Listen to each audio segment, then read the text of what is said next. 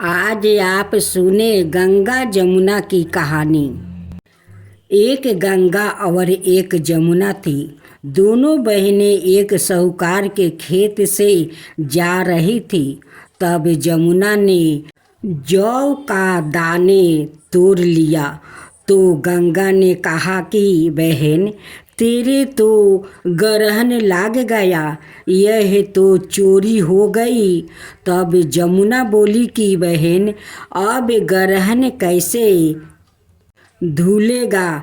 तो गंगा ने कहा कि 12 बरस तक साहूकार के यहाँ नौकरी करे, तब तेरा ग्रहण उतरेगा।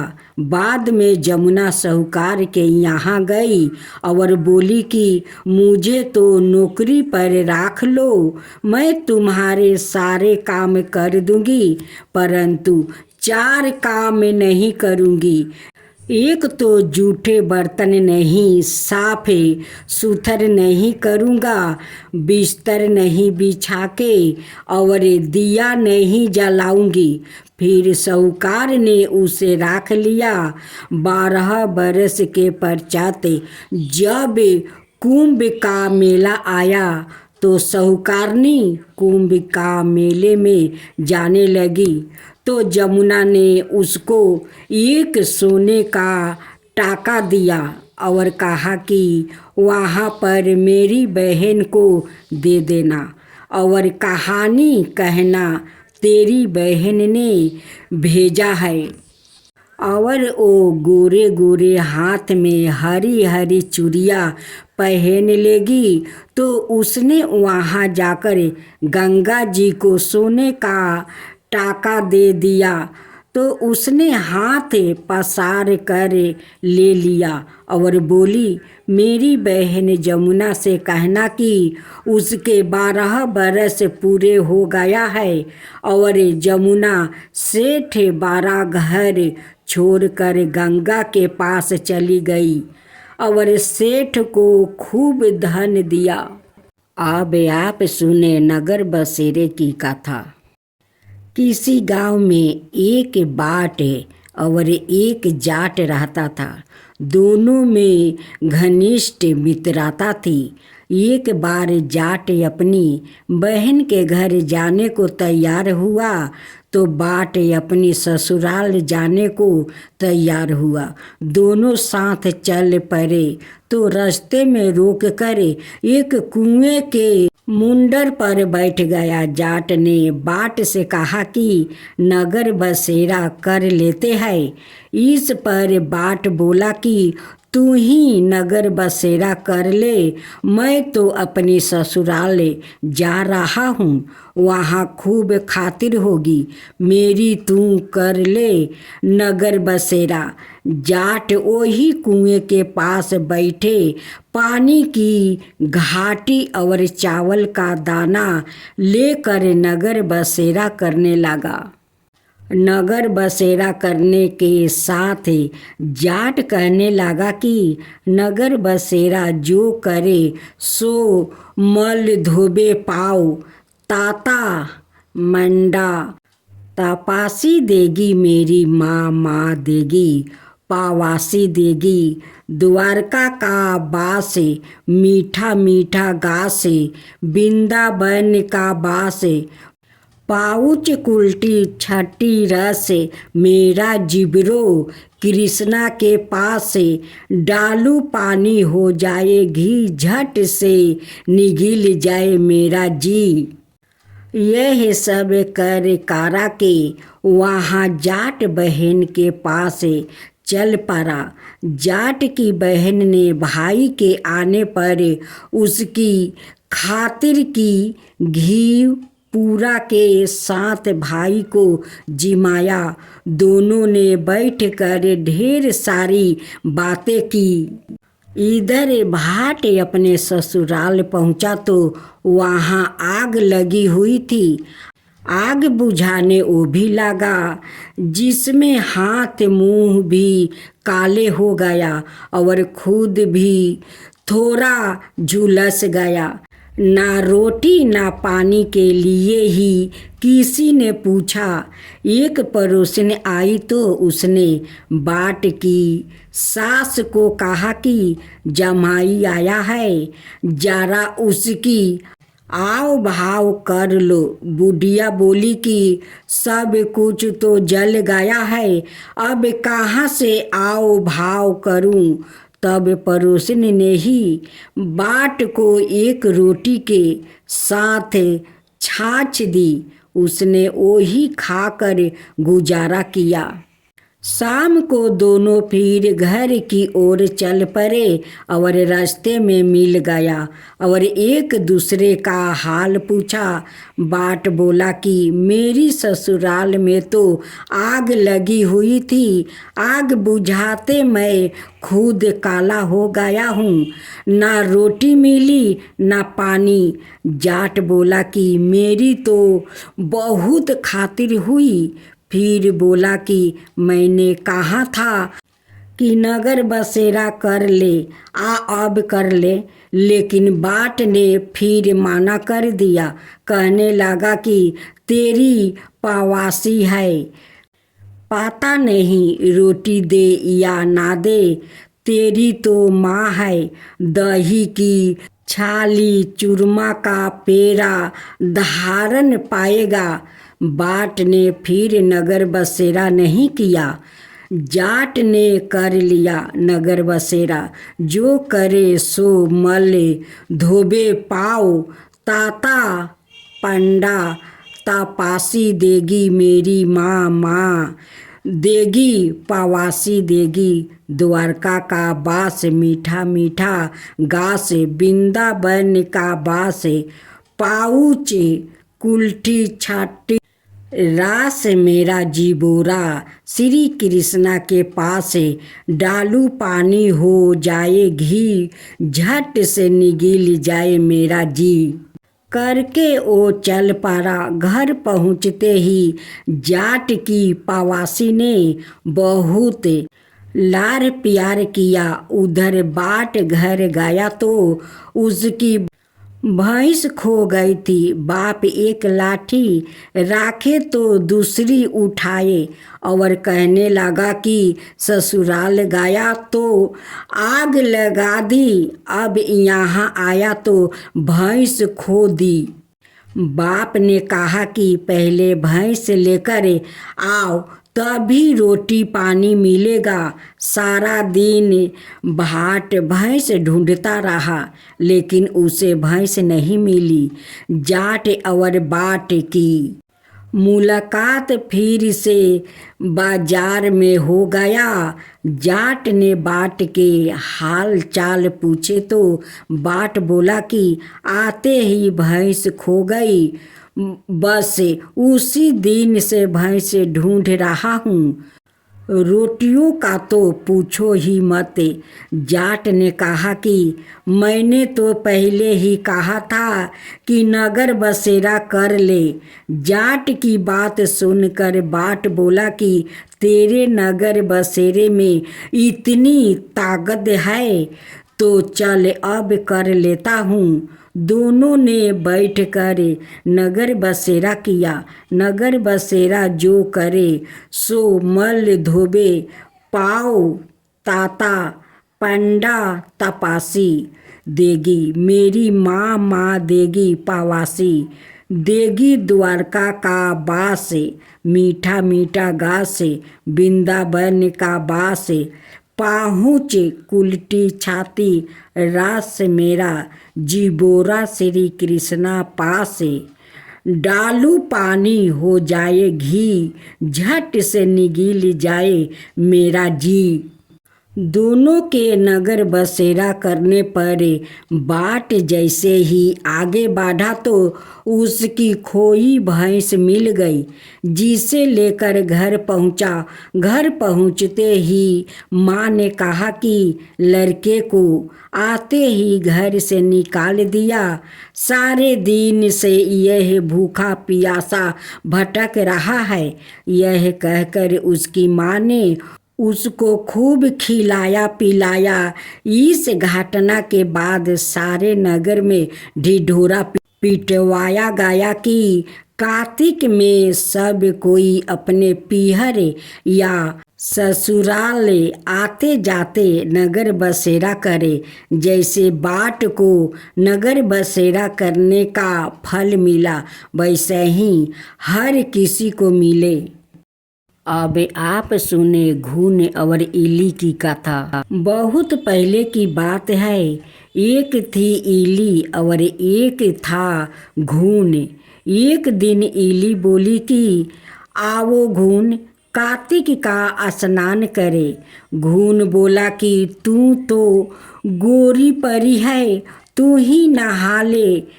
मेरा तो मोट बजरा पड़ा है तो मैं नहीं नहाऊंगा। मैं तो हर बजरे का सीटा खाऊंगा और ठंडा पानी पीऊंगा। दोनों को बीच हुई इस वार्तालाप के बाद इली तो राजा की लड़की के पल्लू के साथ लाग कर चली गई और घून नहीं नहाया। कार्तिक माहे खत्म होते ही दोनों मर गया।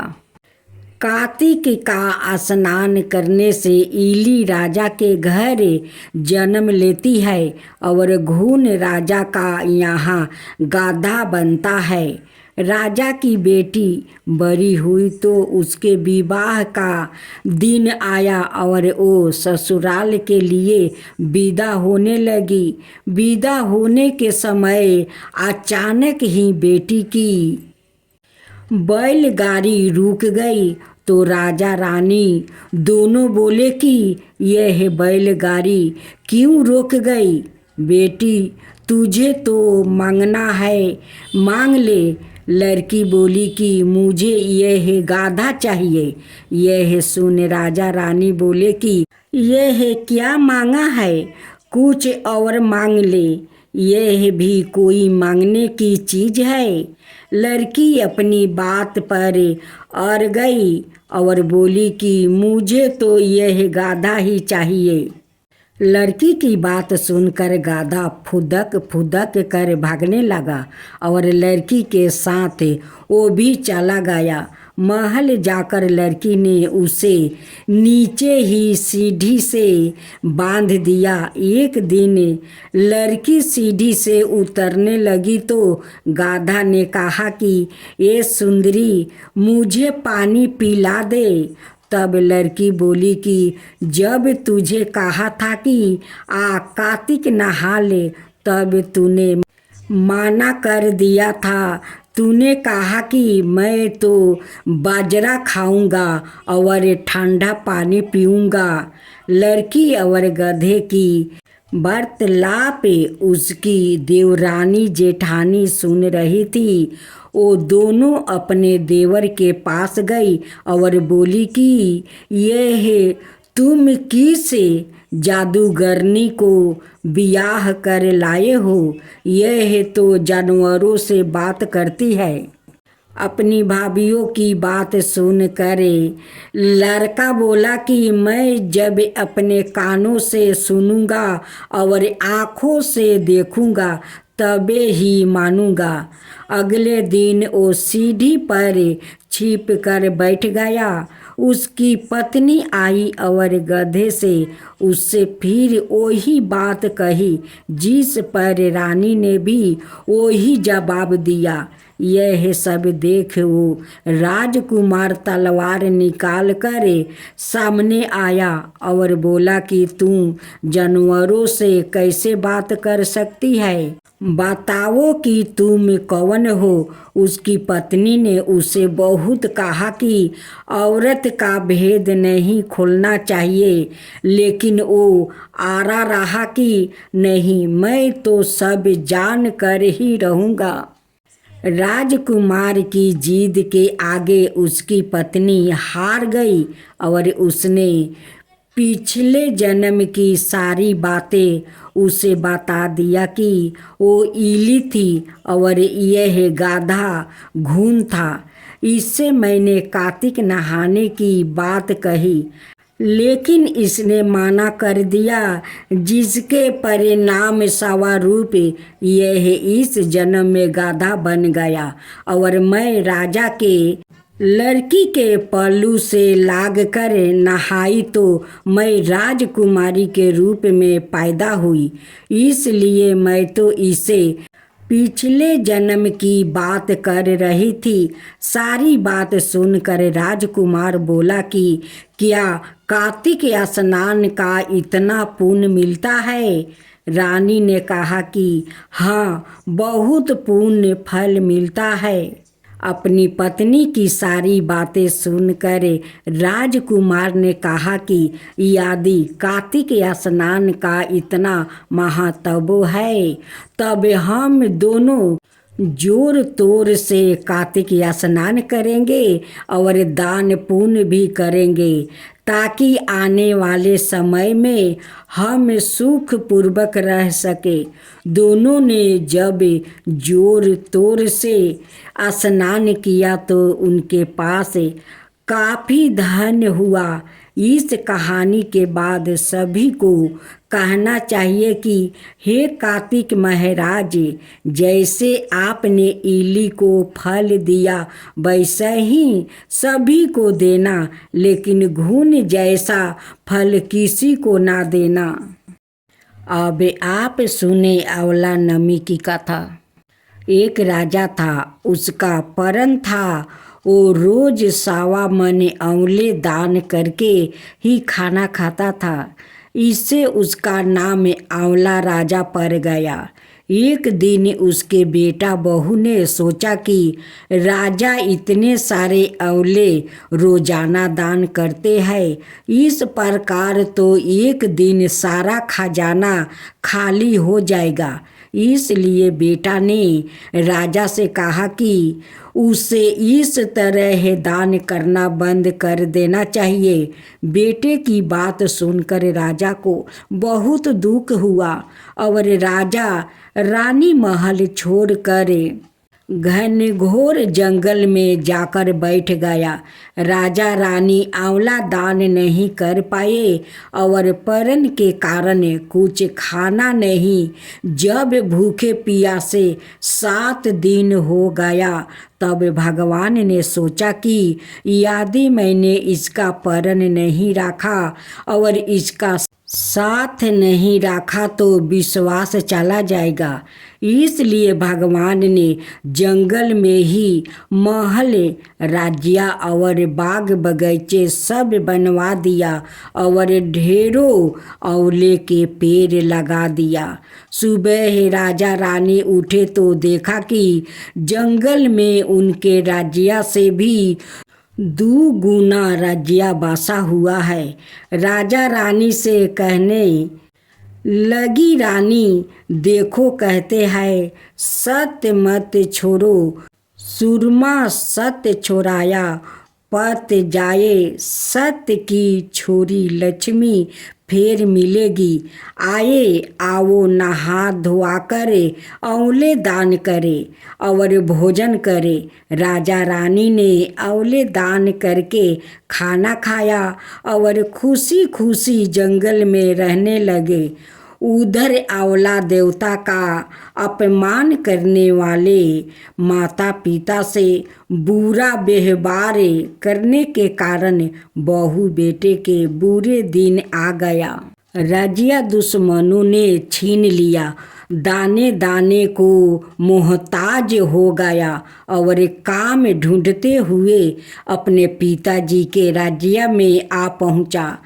अकेले हालत इतने बिगड़े हुए थे कि पिता ने उन्हें बिना पहचाने हुए काम पर रख लिया। बेटे बहू सोच भी नहीं सकते कि उनके माता पिता इतने बड़े राज्य में मालिक भी हो सकते हैं। सो उन्होंने भी अपने माता पिता को नहीं पहचाना। एक दिन बहू ने सास के बाल गूंथते समय उनकी पीठ पर मासा देखा, उसे यह सोच कर रोना आने लगा कि ऐसा मासा मेरी सास के भी था। हमने यह सोच कर उन्हें आंवले दान करने से रोका था कि हमारा धन नष्ट हो जाएगा। आज वो लोग ना जाने कहाँ होंगे। यह सोचकर बहू को रोना आने लगा और आंसू टपक टपक कर सास की पीठ पर गिरने लगे। रानी ने तुरंत लपट कर देखा और पूछा कि तू क्यों रो रही है। उसने बताया कि आपकी पीठ पर जैसा मासा है मेरी सास की पीठ पर भी था। हमने उन्हें आंवले दान करने से मना कर दिया था, इसलिए वो घर छोड़कर कहीं चले गए। तब रानी ने उन्हें पहचान लिया, सारा हाल पूछा और अपना हाल बताया। अपने बेटे बहू को समझाया कि दान करने से धन कम नहीं होता बल्कि बढ़ता है। बेटे बहू भी अब सुख से राजा रानी के साथ रहने लगे। हे भगवान, जैसा राजा रानी का सत्य रखा वैसे ही सबका सत्य रखना। कहते सुनते सारे परिवार का सुख रखना। अब आप सुने करवा चौथ व्रत कथा। पौराणिक काल की कथा अनुसार पतिव्रता सती सावित्री के पति सत्यवान को लेने जब यमराज धरती पर आया तो सत्यवान की पत्नी ने यमराज से अपने पति के प्राण आपस मांगने की प्रार्थना की। उसने यमराज से कहा कि वो उसके सुहाग को वापस लौटा दे, मगर यमराज ने उसकी बात नहीं मानी। इस पर सावित्री अन्न जल त्याग कर अपने पति के मृतक शरीर के पास बैठकर विलाप करने लगी। काफी समय तक सावित्री ने हड को देख कर यमराज को उस पर दया आ गई। यमराज ने उसे वर मांगने को कहा। इस पर सावित्री ने कई बच्चों की माँ बनने का वर मांग लिया। सावित्री पतिव्रता नारी थी और अपने पति के अलावा किसी के बारे में सोच नहीं सकती थी, तो यमराज को भी उसके आगे झुकना पड़ा और सत्यवान को जीवित कर दिया। तभी से अखंड सौभाग्य की प्राप्ति के लिए महिलाएं सावित्री का अनुसरण करते हुए निर्जला व्रत करती है। अब तीसरा करवा चौथ व्रत कथा। एक बार अर्जुन नीलगिरी पर तपस्या करने गया। द्रौपदी ने सोचा कि यहाँ हर समय अनेक प्रकार की विघ्न बाधाएं आती रहती है। उनके शमन के लिए अर्जुन तो यहाँ है, नहीं अत कोई उपाय करना चाहिए। यह सोचकर उन्होंने भगवान श्री कृष्ण का ध्यान किया। अब भगवान वहाँ उपस्थित हुए तो द्रौपदी ने अपने कष्टों के निवारण हेतु कोई उपाय बताने को कहा। इस पर श्री कृष्णा बोले, एक बार पार्वती जी ने भी शिव जी से यही प्रश्न किया था, तो उन्होंने कहा था कि करवा चौथ का व्रत गृहस्थी में आने वाली छोटी मोटी विघ्न बाधाओं को दूर करने वाला है। यह पिचित परपोक को भी दूर करता है। फिर श्री कृष्ण ने द्रौपदी को एक कथा सुनाई। प्राचीन काल में एक धर्म परायण ब्राह्मण का 7 पुत्र था। एक पुत्री थी। बड़ी होने पर पुत्री का विवाह कर दिया गया। कार्तिक की चतुर्थी को कन्या ने करवा चौथ का व्रत रखा। 7 भाइयों की लाडली बहन को चंद्रोदय से पहले ही भूख सताने लगी। उसका फूल सा चेहरा मुरझा गया। भाइयों के लिए बहन की यह वेदना आसानी थी। अत वो कुछ उपाय सोचने लगा। उन्होंने बहन से चंद्रोदय से पहले ही भोजन करने को कहा, पर बहन ना मानी। तब भाइयों ने स्नेह बस पीपल के वृक्ष की ओर में प्रकाश करके कहा, देखो चंद्रोदय हो गया है, उठो अर्घ देकर भोजन करो। बहन उठी और चंद्रमा को अर्घ देकर भोजन कर लिया। भोजन करते ही उसका पति मर गया। वो रोने चिल्लाने लगी। दयो योग से इंद्राणी देव दासियों के साथ वहाँ से जा रही थी। रोने की आवाज़ सुने वो वहाँ गई और उससे रोने का कारण पूछा। ब्राह्मण कन्या ने सब हाल कह सुनाया। तब इंद्राणी ने कहा, तुमने करवा चौथ के व्रत में चंद्रोदय से पूर्व ही अन्न जल ग्रहण कर लिया, इसी से तुम्हारे पति की मृत्यु हुई है। अब यदि तुम मृत्यु पति की सेवा करती हुई 12 महीनों तक प्रत्येक चौथ को यथा विधि व्रत करो, फिर करवा चौथ को विधिवत गौरी शिव गणेश कार्तिकेय सहित चंद्रमा का पूजन करो और चांद उदय के बाद अर्घ देकर अन्न जल ग्रहण करो, तो तुम्हारा पति अवश्य जीवित हो उठेंगे। ब्राह्मण कन्या ने अगले बरस 12 महीने की चौथ सहित विधि पूर्वक करवा चौथ का व्रत किया। व्रत का प्रभाव से उनका मृत्यु पति जीवित हो गया। इस प्रकार यह कथा कहकर श्री कृष्ण द्रौपदी से बोले, यदि तुम भी श्रद्धा और विधि पूर्वक इस व्रत को करो तो तुम्हारे सारे दुख दूर हो जाएंगे और सुख सौभाग्य धन धनाय में वृद्धि होगी। फिर द्रौपदी ने श्री कृष्ण के कथन अनुसार करवा चौथ का व्रत रखा। उस व्रत का प्रभाव से महाभारत के युद्ध में गौरवों की हार और पांडवों की जीत हुई। अब आप सुनेंगे कार्तिक माह में तुलसी की महिमा कथा। सुबह स्नान करने के पश्चात राधा कृष्णा का तुलसी पीपल आंवले आदि से पूजन करना चाहिए। सभी देवताओं की परिक्रमा करने का महात्म्य माना गया है। संध्या काल में भगवान विष्णु की पूजा और तुलसी की पूजा करें।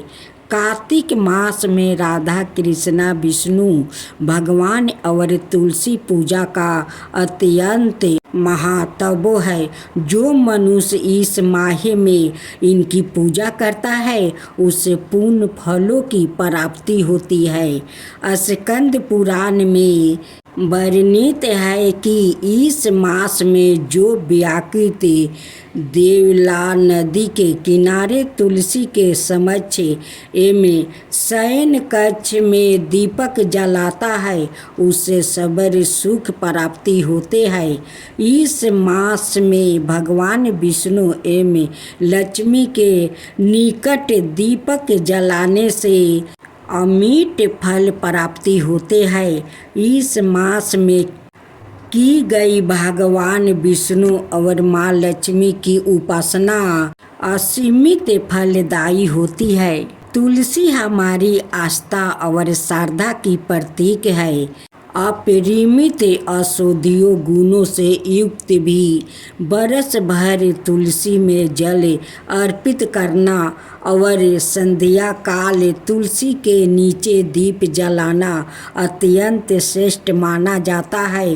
कार्तिक मास में तुलसी के समीप दीपक जलाने से मनुष्य अनंत पुण्य का भागी बनता है। इस मास में तुलसी के समीप दीपक जलाने से व्याकृत को साक्षात लक्ष्मी की कृपा प्राप्ति होती है, क्योंकि तुलसी में साक्षात लक्ष्मी का निवास माना गया है। नित नियम से सुनी जाने वाली कार्तिक मास की 5 कथा। एक बुढ़िया थी, वो बहुत ही गरीब और अंधी थी। उसके एक बेटा और बहू थे। वो बुढ़िया सदाए गणेश जी की पूजा किया करती थी। एक दिन गणेश जी प्रकट होकर उस बुढ़िया से बोले, बुढ़िया माँ, तू जो चाहे सो मांग ले। बुढ़िया बोली, मुझसे तो मांगना नहीं आता है, कैसे और क्या मांगूं? तब गणेश जी बोले, अपने बहू बेटा से पूछ कर मांग ले। तब बुढ़िया ने अपने बेटे से कहा, गणेश जी कहते हैं तू कुछ मांग ले, बता मैं क्या मांगूं? तो पुत्र ने कहा, माँ तू धन मांग ले। बहू से पूछा तो बहू ने कहा, नाती मांग लो। तब बुढ़िया ने सोचा कि यह तो अपने अपने मतलब की बात कह रहे हैं। अंत में उस बुढ़िया ने पड़ोसिन से पूछा तो उसने कहा, बुढ़िया तू तो थोड़ी दिन जिएगी, क्यों तू धन मांगेगी और क्यों नाती मांगेगी? तू तो अपनी आंखें की रोशनी मांग ले, जिससे तेरी जिंदगी आराम से कट जाए। इस पर बुढ़िया बोली, यदि आप पसंद है तो मुझे 9 करोड़ की माया दे दो, निरोगी का काया दे दो, अमर सुहाग दो, आँखों की रोशनी दो, नाती दो, पोता दो और सब परिवार को सुख दो और अंत में मोक्ष दो। यह सुनकर तब गणेश जी बोले, बुढ़िया माँ, तूने तो हमें ठगा लिया। फिर भी जो तूने मांगा है वचन के अनुसार सब तुझे मिलेगा। और यह कहकर गणेश जी अंतर्ध्यान हो गए। उधर बुढ़िया माँ ने जो कुछ मांगा वो सब कुछ मिल गया।